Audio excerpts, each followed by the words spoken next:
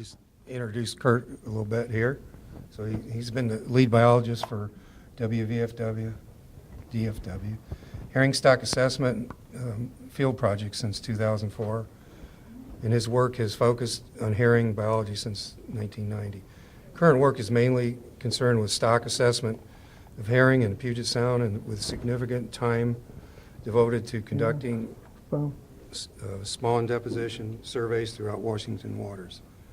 His primary agency contact regarding herring abundance, biology, fisheries, and yeah. Go ahead. Thanks, Gary. Awesome. Thanks, Bob. So before I get started, I just want to deflate probably some high hopes you all might have that I've got a lot of answers. As far as the why, the Cherry Point stock is in the dumper. What I will present is the information, the data we've collected, the results, and frankly, we don't have a lot of the whys. So if you were hoping for that, go ahead and I'll give you, you can walk out. But anyway, hopefully you'll be interested in what I have to present. So I'm going to provide an overview of Puget Sound herring and a focus on the Cherry Point stock. And for the purpose of my talk, when I say Puget Sound, I'll be referring to all of our inside Washington waters. So effectively from eastward of Port Angeles, you can argue the point, is that really Puget Sound or not? But purposes of my talk, Puget Sound, all of our inside waters. Salish Sea, if I mention that, those waters plus the Strait of Georgia waters in British Columbia. So just to clarify that. Most of what we know about herring in Puget Sound is focused on their spawning activity.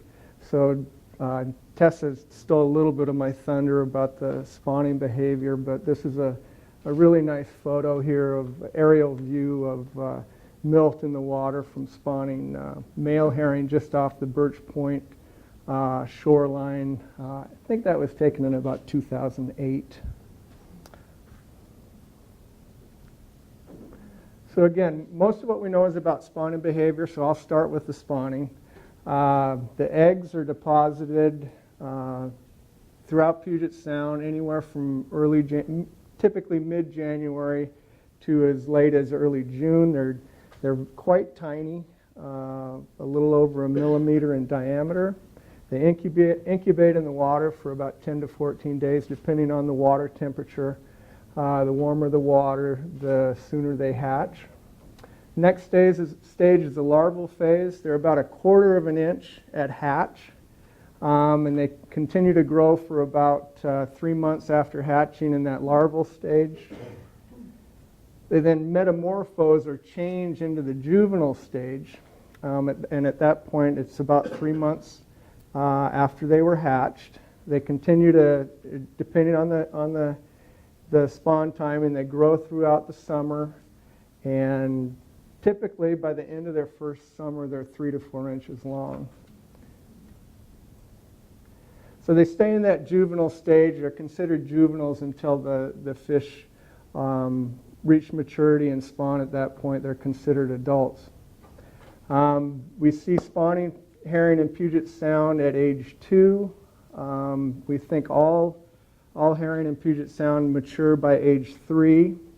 They typically, historically, we saw fish as old as 8, 9, 10 years old. The majority of herring in Puget Sound in recent years are age 2 to 4, vast majority of fish. A few older than that, but we've seen a shift to a younger populations, compressed age composition. Kurt, isn't that true West Coast wide? Yes, in general, and for sure the coast-wide trend is a smaller size at age. I'm not sure if in British Columbia that the age composition has been as compressed as what we've seen, but definitely a smaller size at age. So in Washington, we've used 2 survey methods to estimate spawning biomass. And again, our main focus of work over the years has been focused on the spawning fish. 2 survey methods, spawn deposition surveys, and the top series of photos are sort of the scenario of events. We have spawning events. This happy guy in the middle here is, you can't quite see it, but he's hanging onto a line that's got a glorified rake that he pulls through the vegetated zone. And I guess Tessa covered the spawning behavior. Essentially, the female fish deposit the eggs on the vegetation in the shallow subtidal and lower intertidal. So he's raking through that vegetation. We go to areas that the fish are routinely spawn, and typically the timing and the location is pretty predictable year to year, especially on a year-to-year basis. Over the 30 to 40 years that we've been sampling, there's definitely shifts in not so much in timing, but definitely shifts in location and relative use. But we think we have a pretty good feel for when and where the fish are going to spawn. The spawn deposition surveys rakes up the vegetation. If there's eggs there, we estimate the intensity and effectively estimate the number of eggs that have been deposited. And then we can estimate from the number of eggs the tonnage or the spawning biomass of fish that spawned those eggs. So in a nutshell, that's the basic technique on the spawn deposition surveys. We've also historically done acoustic trawl surveys. So the bottom series here, the first one there to the left, that's a photo taken of a color sounder on the commercial on the chartered trawl vessel, and that's a dense school of herring. The 33 there is the bottom depth, 33 fathoms. And we had a real dense school of herring there. It's a 60-foot wide school of herring from about 20 to 30 fathoms. So we run acoustic transects over the concentrate, in this case, the pre-spawner concentrations of fish. And we essentially used computer interfaced echo sounding equipment that provides an estimate of the total fish in that survey area. Okay, so we find the concentrations of fish, and then we run a trawl net through those concentrations of fish. The middle photo there is the pursed up trawl. That's essentially a bag-o herring from the sample catch. We dump that on the deck, we sort it by species, get a species breakdown, and then sample the fish, and we get a further breakdown of the pre-spawner fish that have not spawned yet, and then any other condition, juvenile fish or post-spawning fish. Apply that trawl data information back to the acoustic data and get an estimate of the pre-spawner biomass that way. So this one, effectively the spawn deposition is after the spawn deposition. The acoustic trawl is prior. And typically when we do an acoustic trawl survey, we do accompanying spawn deposition surveys to see if there's any other spawning deposition escapement to add to that total. So hopefully I didn't lose you there, or that was too much detail, but that's it in a nutshell. So as I said, typically there's the spawning activity, timing and location is fairly predictable and occurs on an annual basis. And I hope you can see the areas here, but essentially Puget Sound from the U.S.-Canada border down to southernmost Puget Sound, with the red outline up there because you're most interested in Cherry Point. The documented spawning grounds, the shoreline is outlined in red there. So we have spawning grounds throughout the area, again on a pretty predictable pattern. Now I hadn't really done this before. I get wrapped up in Puget Sound and Cherry Point, and sometimes it's hard to think outside the box at all. But I thought this was interesting. This is a range in abundance since 1970. And the left axis is thousands of tons, estimated spawning biomass in thousands of tons. So in Washington State over this time frame, our total has ranged from a little under 10,000 tons to about 28,000. That's compared to California, that's ranged from 5,000 to 140,000 tons, which kind of surprised me. You think that's so far south and central California. But anyway, the resource of herring in California, and that's mainly in San Francisco Bay, spawning, quite significant. And then the British Columbia Strait of Georgia, actually the resource dwarfs ours, from 25 to 175,000 tons over that time frame. The rest of the BC coast, quite large as well, 60 to 260,000. And then southeast Alaska, 75 to 250,000 tons. So I just want to give a relative perspective on abundance coast-wide. Are those all declining? I mean, that's a huge range. Are they all declining? Or is it Wendy, stick with me here. I'm getting there.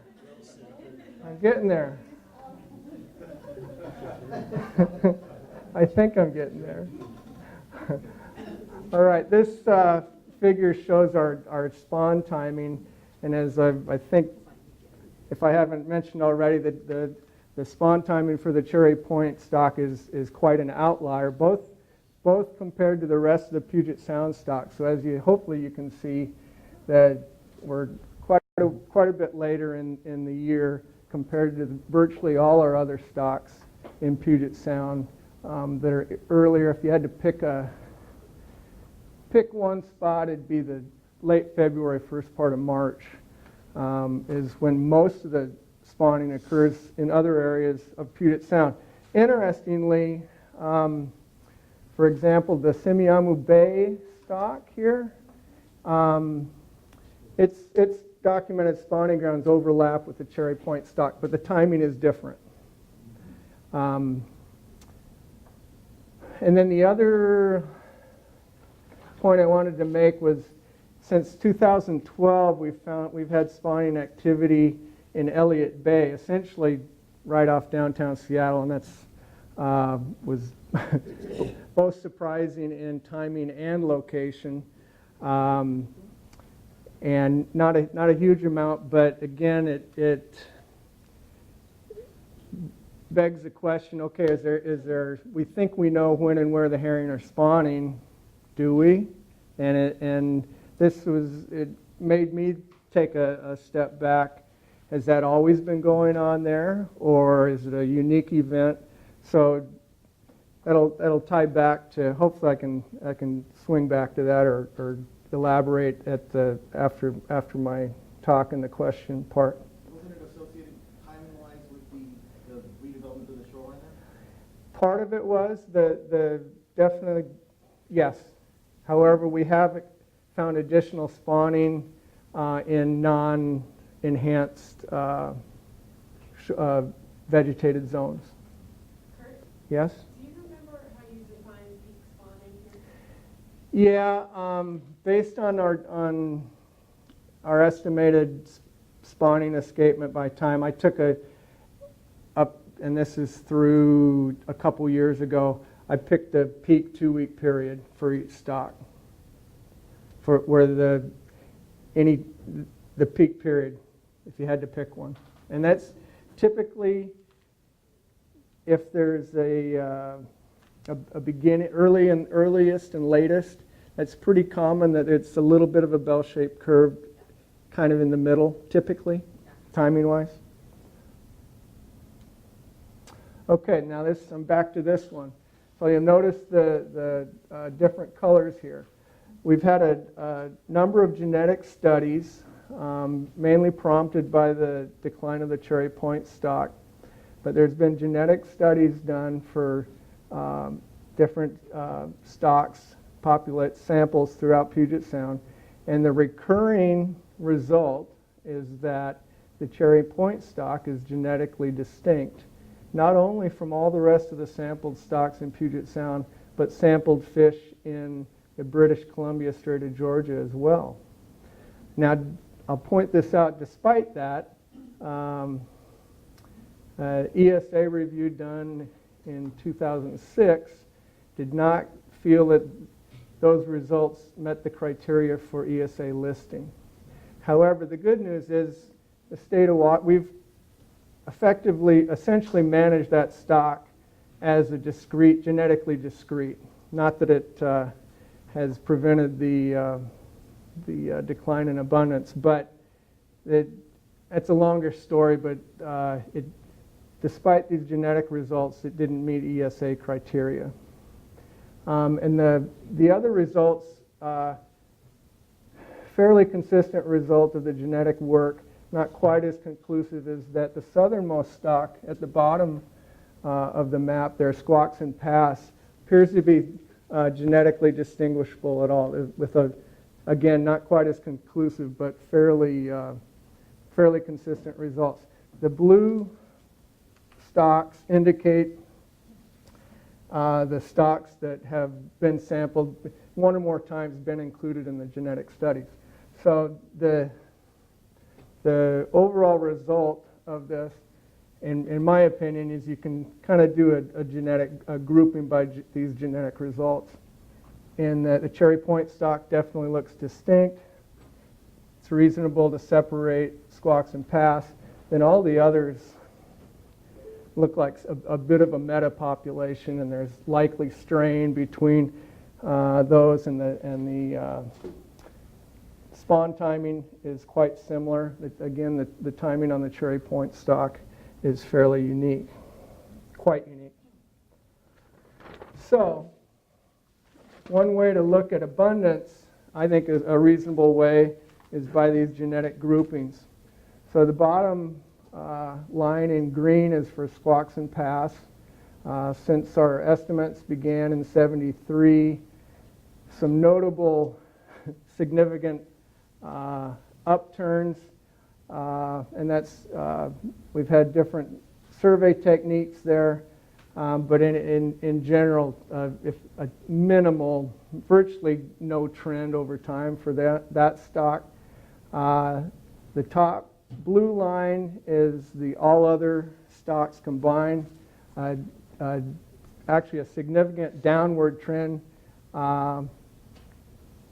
but minimal compared to the really drastic downward trend for the Cherry Point stock in red. And that's the black trend line there.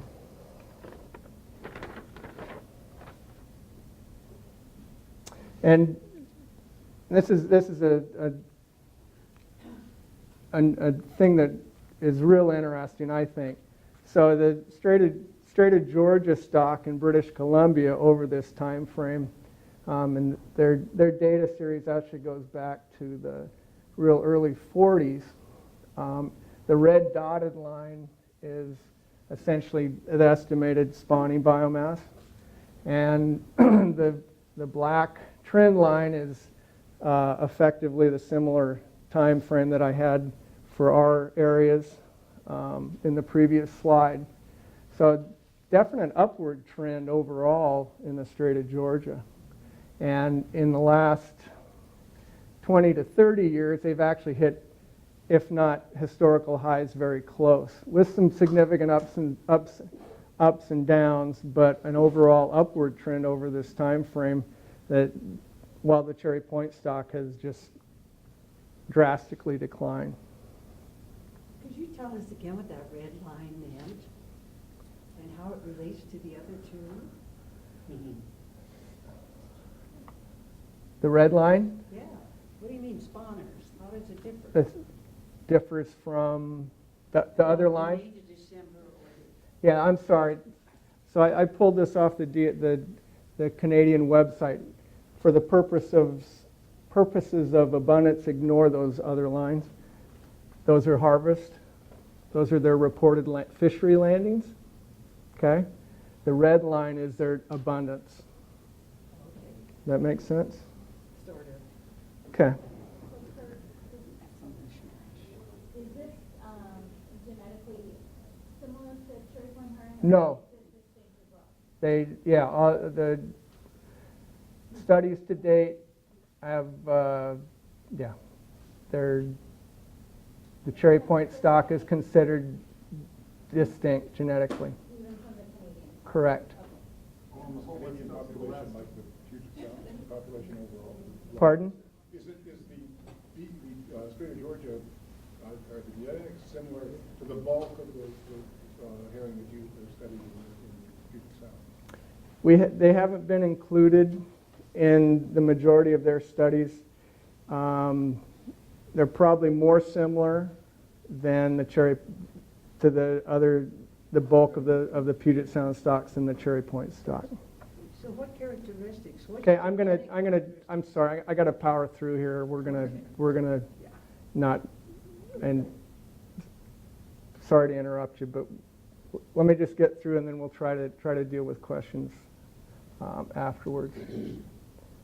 Okay, again, this is just another depiction of our quantitative survey since 1973. Black line is abundance.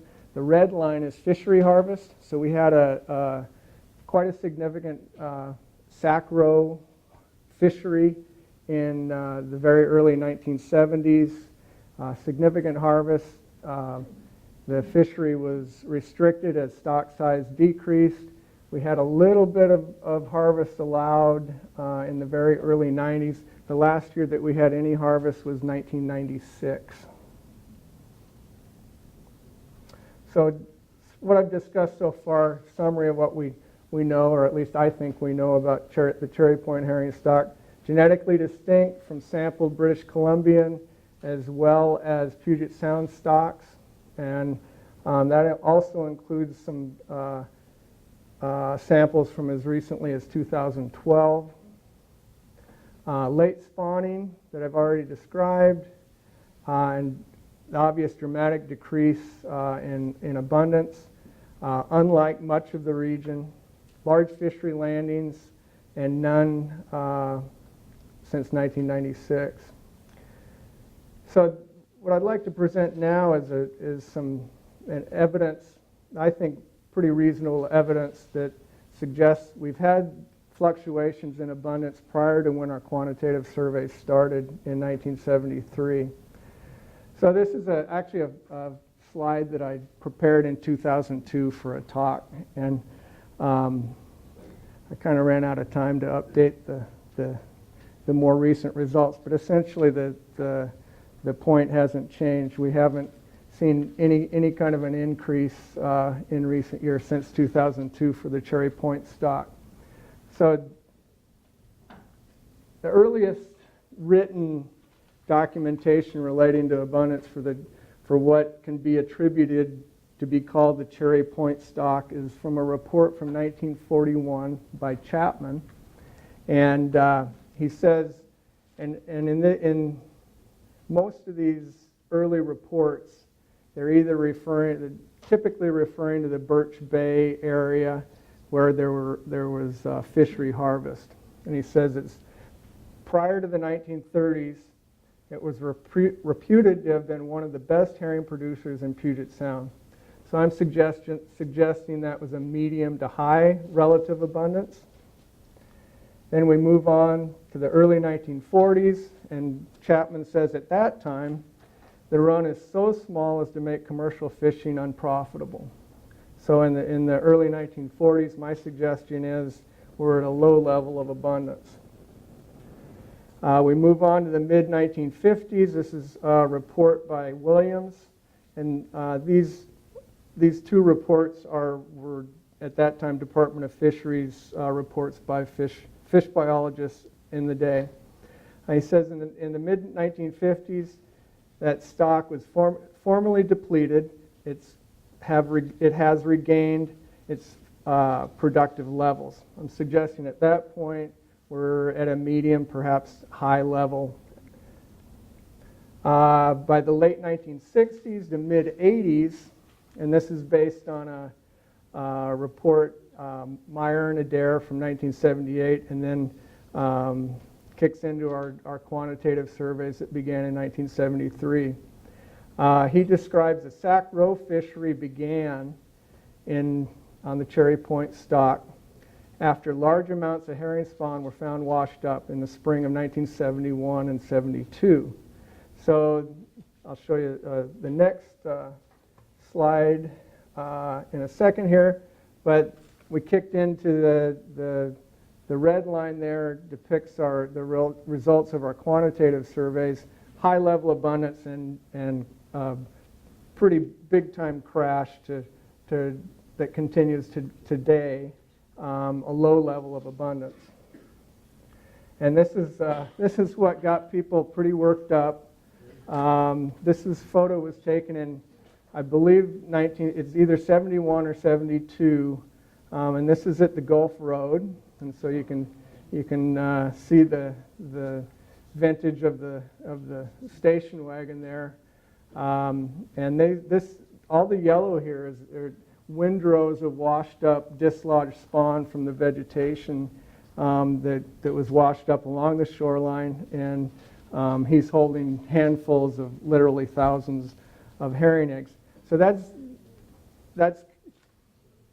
initially what got people really worked up about, man, there's a lot of herring there, got the commercial fishery going, and it coincided with an increase in market demand in Japan, in particular for the roe. So anyway, got things going, prompted the start of our quantitative surveys in the early 1970s. So why did it wash up? You know, I don't know if there was a storm, a storm event, Fred, or if it was. Right after the oil spill. This would have, well, yeah, maybe. I don't think so. I know well, that's another story.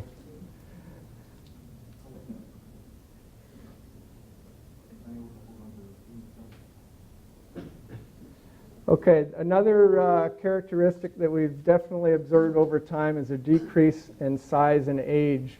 And I failed to mention one of the benefits of the acoustic trawl surveys is it provides samples of fish so we can estimate age composition. And over time we've had a decrease in older fish and effectively fewer older fish proportionally. So these histograms or charts show that change over time. In 73, you can see in the bottom, the x-axes here are age 2 to 9, 9 or above, and these are percent biomass or percent tonnages by year along the left axis. So in 1973, very few age 2 and 3 fish, and these are in roughly 7-year increments. By 1980, a real very significant proportion of age 2 and 3 fish. 87, similar trend, but even in 80 and 87, we're seeing a decent proportion of fish greater than age 4. By 94, it's shrunk even more. The vast majority are age 2 and 3. Similar trend in 2001 and 7. And we don't have any age data essentially past 2008 for the Cherry Point stock. The acoustic trawl program was cut beginning after the 2009 season and has not been reinstated.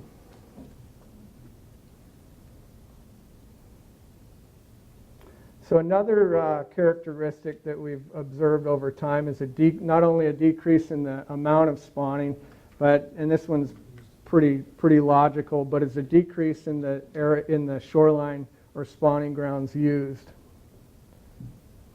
So this is in roughly, again, about 7-year increments, but this is a combination of spawning events and estimated abundance of those spawning events in 7-year periods.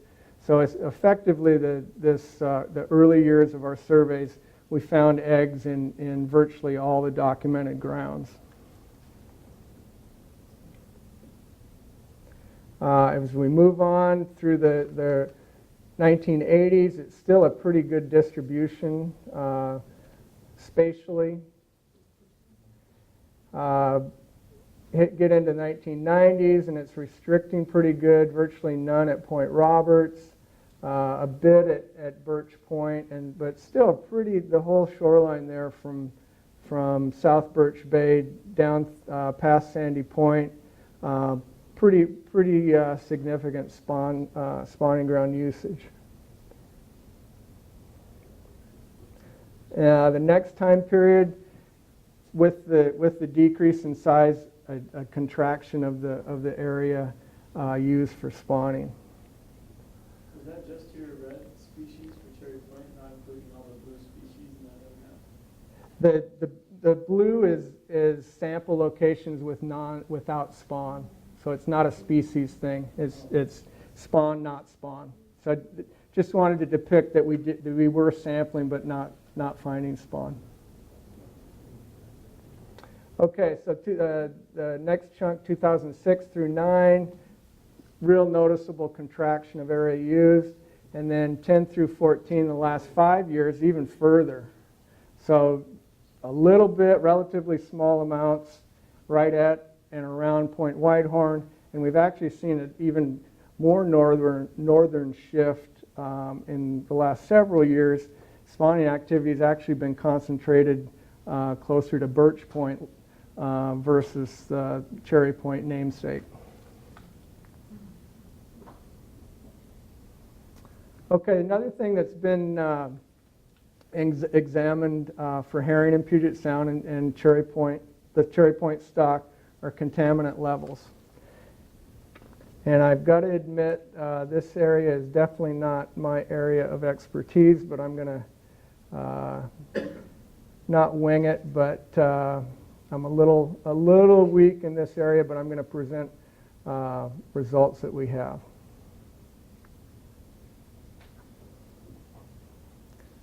So there's two groups or classes of chemicals that have been examined for contaminants throughout Puget Sound and for herring, and one is the PAHs, polycyclic aromatic hydrocarbons, related to petroleum and petroleum combustion. So oil spills, vehicle and wood stove emissions are two of the big sources there.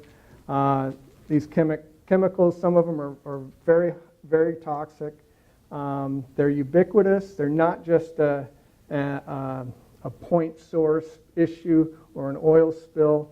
They are found in stormwater. Again, the stormwater is a key source, and they have the potential to, probably most relevant to herring is they have the potential to accumulate in the intertidal, subtidal areas and affect the developing, incubating herring embryos where they're spawned in that nearshore vegetation. Okay, so piling through another source. Correct. The other group, oops, don't know what happened there. Okay, the other group are POPs, or persistent organic pollutants. The two main groups that have been examined are PCBs, polychlorinated biphenyls, and DDTs. That is a tongue twister, I'm not even going there.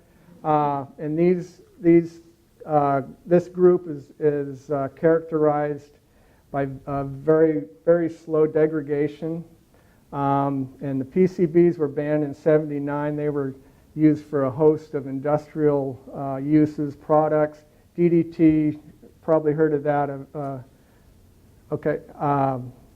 Was a very effective insecticide. Both these were banned in the 70s, but they persist in the environment. They accumulate with age of the organism. And the other nasty thing about them is they biomagnify. So as you go up the food chain, the levels of these POPs intensify. Right, and PCBs are considered to be the worst threat to the higher trophic level species, including seals and orcas. All right, I'm down to 5 minutes, so I'm gonna whip through these a little bit, and I apologize, but I think it's important that I get through. So the takeaway from the contaminant work to date is that, at least related to the Cherry Point stock, kind of echoing what some of the earlier presenters had to say, was that the Cherry Point fish appear to be relatively clean compared to inner Puget Sound. The pH levels are close to that Quilcene Bay stock embryos that Tessa mentioned earlier in Northern Hood Canal. A little bit lower than Fidalgo Bay, but not extremely high levels of PAHs for the Cherry Point fish. Was it just embryos, or did they include adult sampling as well?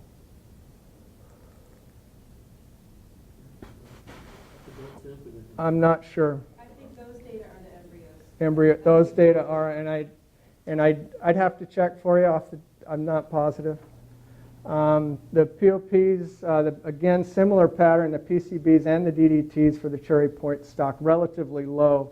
So West takeaway was the lower Puget Sound samples are 3 to 9 times more contaminated with PCBs, and 1.5 to 2.5 times more contaminated with DDTs. He called them Strait of Georgia samples because it included northern Puget Sound, Cherry Point, Semiahmoo, and then a sample from Denman, Hornby Island, which is in northwest Strait of Georgia in British Columbia.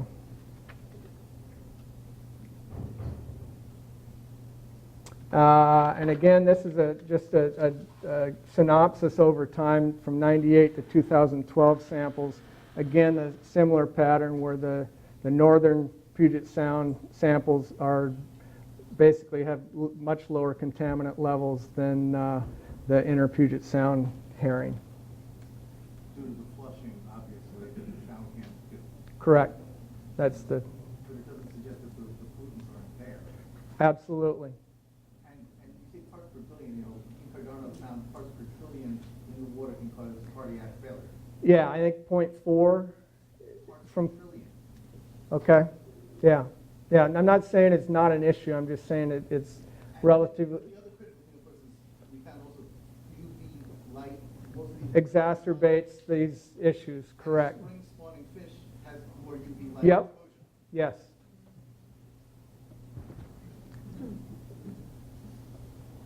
Okay, the other quick resume, I'm probably close to out of time.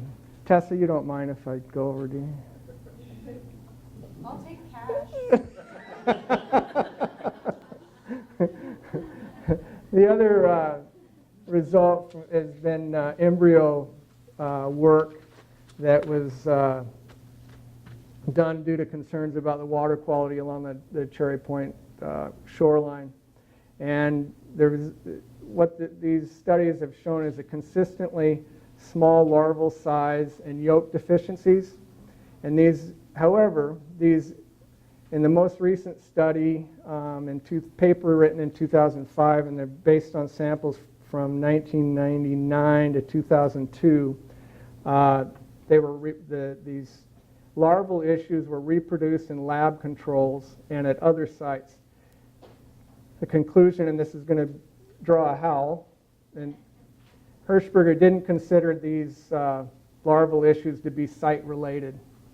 And I'll just read you, I'm going to, just because it is rather complicated, but I'll just, in a nutshell, this study concluded that the larval abnormalities were not site-related because they were not reproduced in non-Cherry Point embryos incubated along the Cherry Point shoreline, but were reproduced in Cherry Point embryos incubated in lab controls and at a non-Cherry Point field site. Okay? However, I will note that throughout these studies and earlier ones, the highest levels of abnormalities were at the southernmost stations from south of the Intalco Pier to south of the BP dock. And that was a recurring, intermittent, but similar throughout the time frame of these studies. Hirschberger suggested that the observed shift to younger and younger spawners, the preponderance of age 2 in particular spawners, had an impact, and that it was, if you will, a stock-related issue rather than location